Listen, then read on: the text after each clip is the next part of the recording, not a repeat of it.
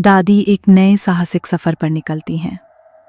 इस बार वो भूतिया हवेली को उसके बुरे सायों से मुक्त करके गांव वालों के लिए एक अच्छा काम करने जा रही हैं। लेकिन उन्हें ये नहीं पता है कि अंधेरी हवेली में सिर्फ कुछ बुरे साए नहीं हैं, बल्कि पूरी हवेली के हर कोने पर मौत उसका इंतजार कर रही है।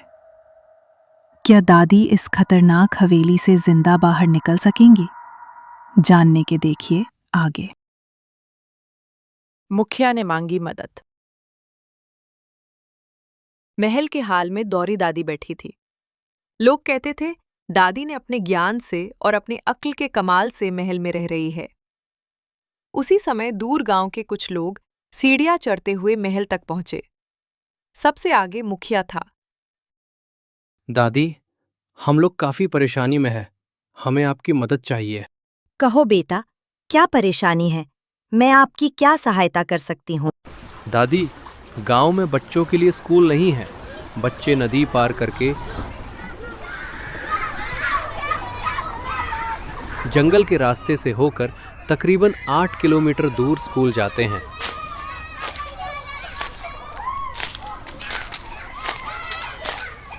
पानी से और जानवरों का खतरा तो है ही, बच्चे भी रोज इतना चलकर थक जाते हैं। बारिशों में रास्ता और भी खराब हो जाता है।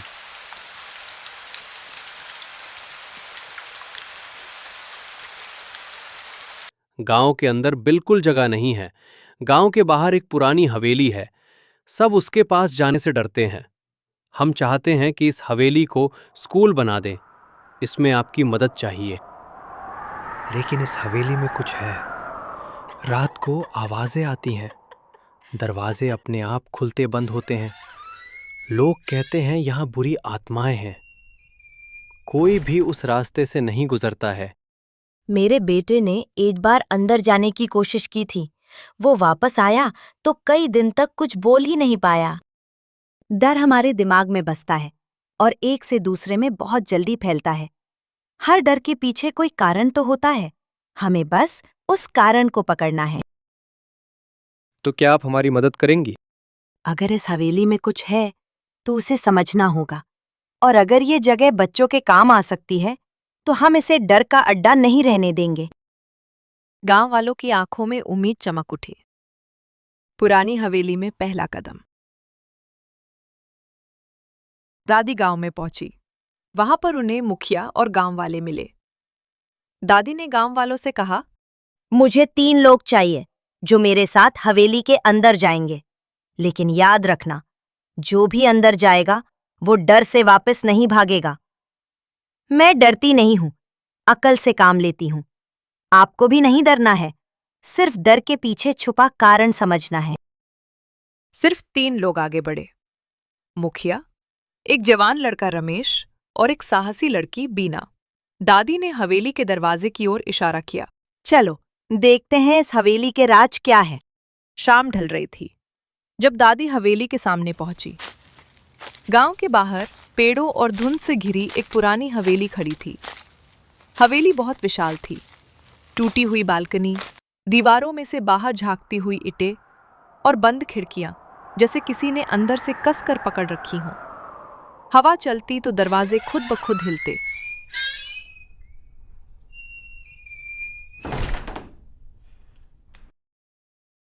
दादी और लोग अंदर आए।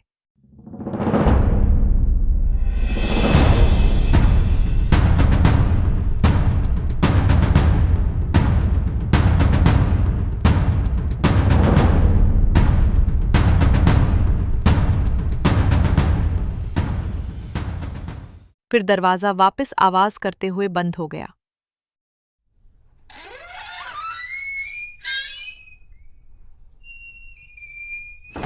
दादी ने पलटकर देखा। तो खेल शुरू हो गया है। पहली चेतावनी। जैसे ही सब अंदर पहुंचे, एक चीख की आवाज आई। आवाज हर जगह गूंज रही थी।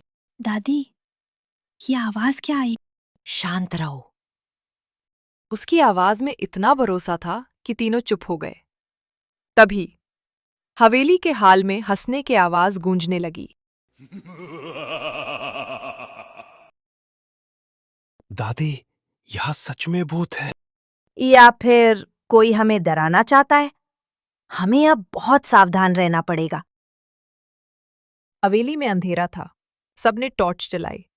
सब दिखने लग गया। डर थोड़ा कम हुआ। गलियारे की जिंदा तस्वीरें।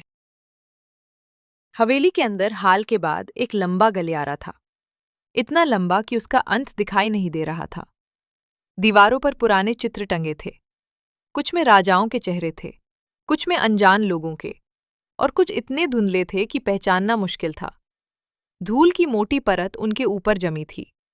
लेकिन जैसे ही दादी आगे बढ़ी, कुछ अजीब होने लगा। चित्रों की आंखें धीरे धीरे हिलने लगीं। पहले तो ऐसा लगा जैसे ये सिर्फ परछाई का खेल हो, लेकिन फिर एक चित्र में बने औरत की आंखें दादी की ओर मुड़ गईं। दादी रुक गईं। उसने ध्यान से देखा। आंखें सच में एक से दूसरी तरफ हिल रही थीं। दूसरे चित्र की आंखें भी उसकी ओर घूम गईं। फिर तीसरे की। अब हर चित्र उन्हें घूर रहा था। पीछे खड़े तीनों लोग कांपने लगे। दादी, ये हमें देख रहे हैं। फिर उसने पीछे देखा तो उसके पीछे का रास्ता बदल चुका था। वह गलियारा के दरवाजा जहां से वे आए थे, अब वहां नहीं था। बस एक अंधेरी दीवार थी।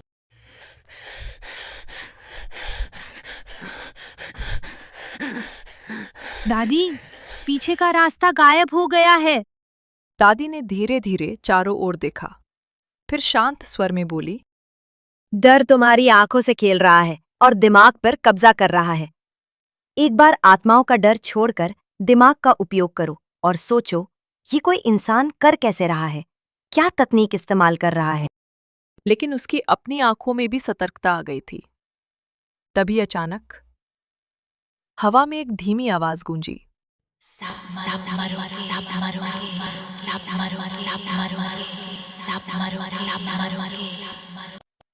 जैसे सैकड़ों आवाजें एक साथ बोल रही हों। दादी, चलो वापस चलते हैं। यहाँ रहना खतरे को चुनौती देना है। ये जगह ठीक नहीं है। दादी ने उसकी ओर देखा। फिर धीरे से उन्होंने ताली बजाई। आवाज पूरे गलियारे में गूंज गई।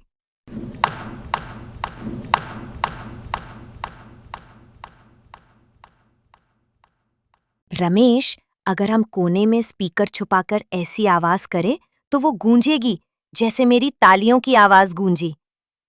आगे और भी खतरे आ सकते हैं। डर भावनाओं पर असर करता है, पर सोच भावनाओं को दबाती है और कारण ढूंढती है। सोचो, ऐसा कैसे करा जा सकता है? जो आगे बढ़ेगा वो कभी वापस नहीं जाएगा। जो डराता है, सामने नहीं आता। वो सिर्फ अंधेरे और डर का फायदा उठाता है। इसका मतलब ये हमें रोकना चाहता है। तभी काली बिल्लियां उनके सामने से गुजरी।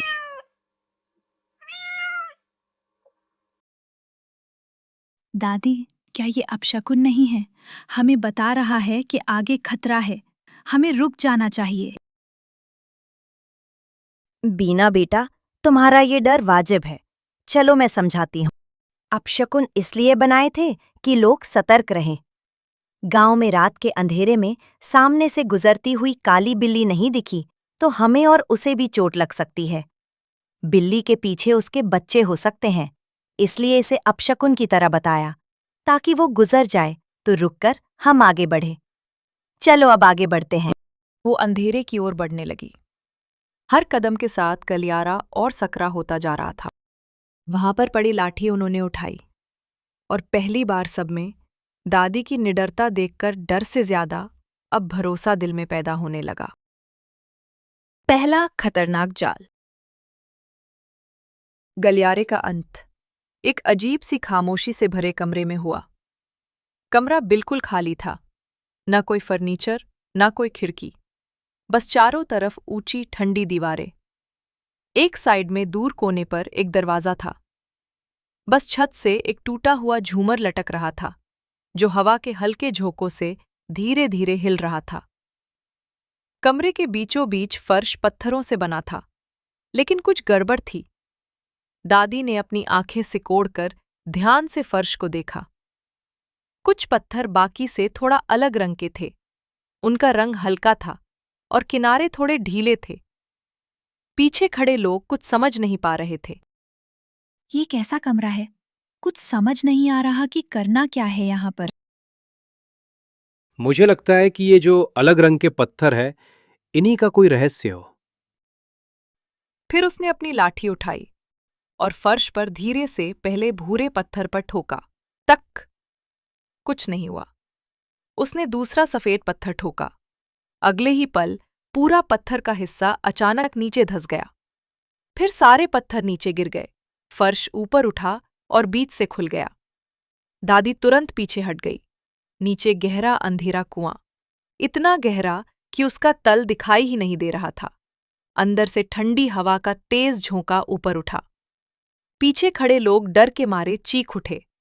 अगर वे इस कमरे से यूं ही गुजरते तो नीचे गिर जाते, क्योंकि पत्थरों की जगह पर फर्श पतला था। चलो हम लोग इस कुएं के साइड से निकलते हैं।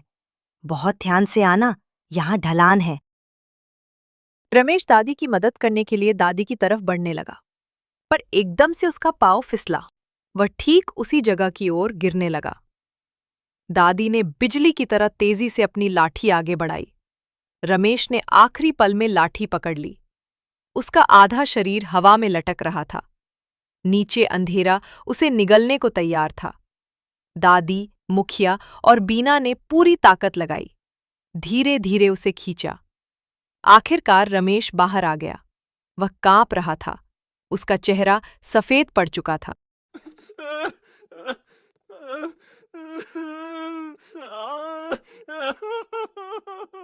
दादी, मैं तो मर ही गया था। यहाँ हर कदम बहुत ध्यान से रखो। हमें बहुत संभल के आगे बढ़ना है। लेकिन खतरा अभी खत्म नहीं हुआ था। वो लोग दरवाजा खोलकर फिर एक और कमरे में गए। अब दादी जान चुकी थी, कोई उनके साथ खेल खेल रहा है। एक और छलाव, पानी का कहर। ये कमरा बाकी कमरों से अलग था। छोटा, बहुत खाली और अजीब तरह से खामोश।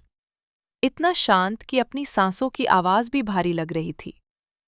छत पर से टूटी जाले लटक रहे थे। उसमें बीचों बीच एक चौकोर खाली जगह थी। फर्श चिकना था, जैसे किसी ने उसे बार बार घिसकर साफ किया हो।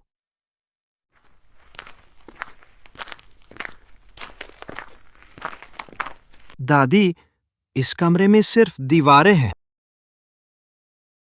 शांत रहो। यहाँ हर चीज हमें परख रही है।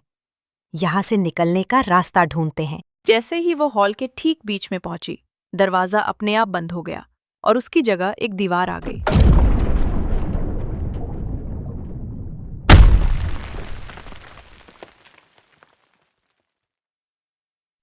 दीवारों के ऊपर से पानी अंदर आने लगा। फिर लगातार पानी भरना शुरू हो गया। सबकी आंखें फैल गईं। दादी, इस कमरे में पानी भर रहा है। इस कमरे से बाहर निकलो। भागने का कोई रास्ता नहीं था। चारों तरफ थी दीवारें और पानी भरता ही जा रहा था। सब यहीं डूब के खत्म हो जाओगे। अगर यहीं खड़े रहें तो सब डूब जाएंगे। ऊपर वो जो खाली जगह है, वही बचने का तरीका है। लेकिन वहां तक पहुंचेंगे कैसे? मुखिया, सब लोगों को ऊपर चढ़ाओ। पहले रमेश को ऊपर जगह में डालो। रमेश, ऊपर निकलो जल्दी।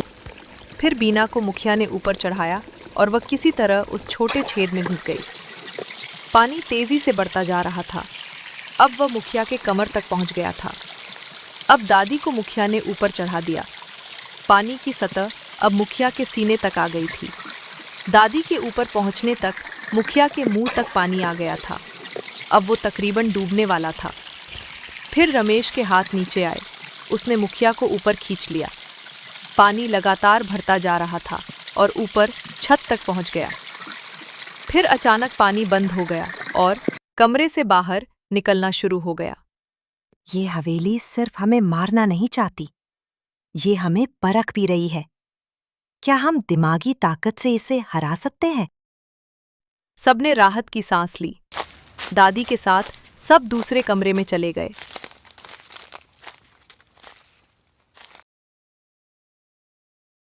मिट्टी में छुपी मौत। उस कमरे से जुड़ा एक छोटा कमरा था। कमरे में दीवारों के सिवा कुछ भी नहीं था। दादी ने कहा, अब कुछ नया खेल होगा, चलो देखते हैं।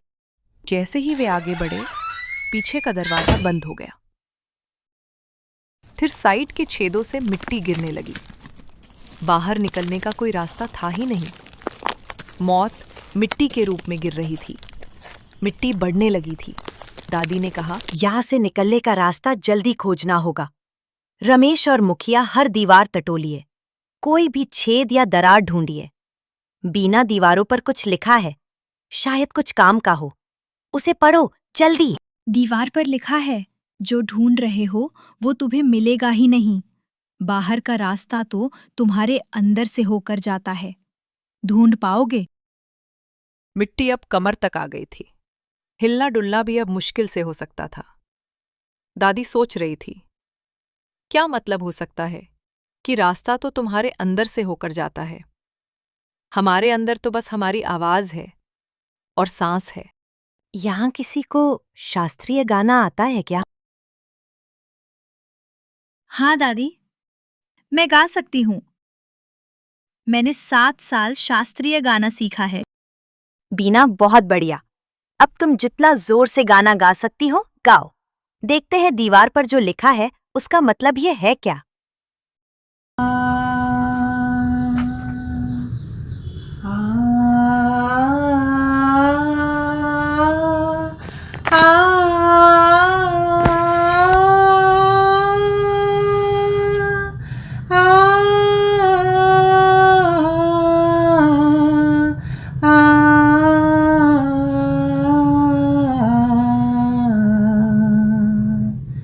धीट लंगरवा कैसे घर जाऊं, धीट लंगरवा कैसे घर जाऊं, सुन पावे मोरे। जैसे जैसे वो गा रही थी, दादी ने देखा कि मिट्टी कांप रही थी। बीना गाती जा रही थी। उधर मिट्टी के हिलने से दीवारें हिलना शुरू हुई। बीना, गाती जाओ। मिट्टी के हिलने से एक जोरदार आवाज हुई। कैसे पूरी साइड की ईंट की दीवार जैसे कपड़े की बनी हो ऐसे फूल गई, फिर वापस ठीक हो गई और दीवार का एक हिस्सा खुल गया। छेद से मिट्टी आनी बंद हो गई। दादी ने रमेश और मुखिया को कहा, खींचिए, जोर से खींचिए, इसे खोलिए। दीवार का वो हिस्सा अंदर की तरफ खुल गया। दादी ने बीना को बहुत धन्यवाद दिया। सब लोग दूसरे कमरे में चले गए। बूझो 5 पहेलियां। पहेली 1, दीवारों में छुपा राज। ये कमरा हमें पूरी तरह परखेगा। यहाँ कई पहेलियां हैं और हर पहेली हमें अगली पहेली तक ले जाएगी। हमें जल्दी शुरू करना होगा। सामने दीवार पर कुछ शब्द लिखे थे। मैं एक बार बोलता हूं, पर तुम मुझे सुनते ही रहते हो। मेरा कोई शरीर नहीं, पर मैं बड़े कमरे में ही जीवित हो जाता हूं। पर मैं जीवित नहीं हूं। बताओ, मैं कौन हूं? दादी ने थोड़ा सोचा और बोली, पहली पंक्ति पर ध्यान दो। इसका क्या मतलब हो सकता है? इको। जैसे ही उसने इको कहा, कुछ शब्द दीवार पर आए और फिर मिट गए। अचानक दीवार से एक आईना निकला, बाहर आया, फिर वापस दीवार में धंस गया। पहेली 2, आईने का संकेत। आईने के किनारे पर अजीब सी लिखावट थी। मुझे देखो, मैं सच दिखाता हूं, लेकिन तभी जब तुम उसे सही तरह से देखो। आईने में कुछ उल्टा लिखा हुआ दिख रहा था। तीक स लखोहीन लेता हव, नकिले हों तो याबिचा सपा के सजी, जोखो जची सिए। बीना ने कहा कि कुछ समझ में नहीं आ रहा है। रमेश बोला, मैं समझ गया। उसने जेब से छोटा आईना निकाल के बड़े आईने के सामने किया। आईने के सामने से देखने पर अब शब्द सीधे दिखने लगे। ऐसी चीज खोजो जिसके पास चाबियां तो हों लेकिन वह ताले नहीं खोल सकती। रमेश तुरंत बोला, मुझे पता है कि ये क्या हो सकता है। शायद ये पियानो है। कमरे के कोने में एक पुराना पियानो रखा था। उसके ऊपर एक कागज रखा था। कागज कोरा था, उस पर कुछ भी लिखा नहीं था। सब लोग पीछे हट गए ताकि बल्ब की रोशनी मिरर में रिफ्लेक्ट होकर कागज पर पड़े। रोशनी पड़ने पर कागज पर कुछ लिखा हुआ दिखाई दिया।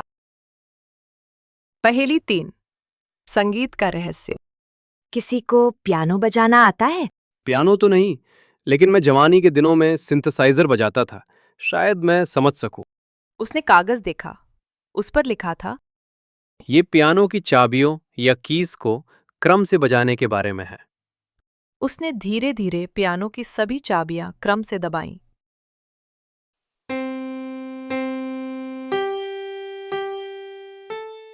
अचानक टक की आवाज से पियानो के ऊपर एक छोटा सा दराज खुल गया। पहेली 4, परछाइयों का डिब्बा। दराज के अंदर एक छोटा डिब्बा था। उसके ऊपर से एक पेपर कीबोर्ड पर गिरा। उस पर लिखा था, मेरी कोई आवाज नहीं, फिर भी मैं तुम्हारी नकल करता हूं।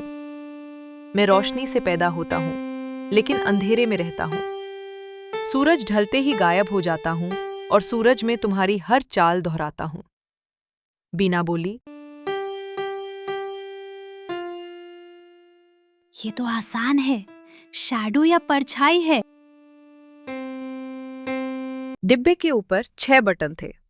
मुखिया ने शैडो के अक्षरों के अनुसार 6 बटनों को क्रम से दबाए। क्लिक, डिब्बा खुल गया। अंदर एक बड़ी साधारण सी जंग लगी काली चाबी थी और एक फीकी सी सूरज की तस्वीर बनी थी। पहेली 5, अंतिम दरवाजा। अब वे एक बड़े दरवाजे के सामने पहुंचे। उस पर 5 चाबियों की जगह बनी थी। हर जगह के ऊपर एक निशान बना था। दरवाजे के ऊपर लिखा था, 1 मौका सफलता के लिए, 3 घंटे का इंतजार गलती के लिए। दादी ने ध्यान से चाबी को देखा, फिर बोली, डिब्बे पर सूरज बना था, इसका मतलब ये चाबी सूरज में जाएगी। रमेश ने चाबी उठाई, धीरे से सूरज की जगह डाली और घुमाई। क्लिक, दरवाजा धीरे धीरे खुलने लगा। ताजी हवा अंदर आई। सबने राहत की सांस ली। रहस्यों का खुलासा। दरवाजे के पीछे सीढ़ियां थी। वे ऊपर की तरफ जा रही थी। जैसे जैसे वे ऊपर चढ़ते गए, एक अजीब आवाज तेज होती गई, जैसे कोई मशीन चल रही हो, जैसे छपाई की मशीनें हो। ऊपर पहुंचकर उन्होंने देखा 2 आदमी मशीनों पर काम कर रहे थे। मुखिया और रमेश तुरंत उन पर टूट पड़े। उनको जमीन पर लिटाकर उनके पास बैठ गए। दादी आगे बढ़ी और बोली, ये सब क्या है? क्या छाप रहे हो तुम? दोनों आदमी चुप रहे। दादी ने अपनी लाठी उठाई और उन्हें डंडे लगाए।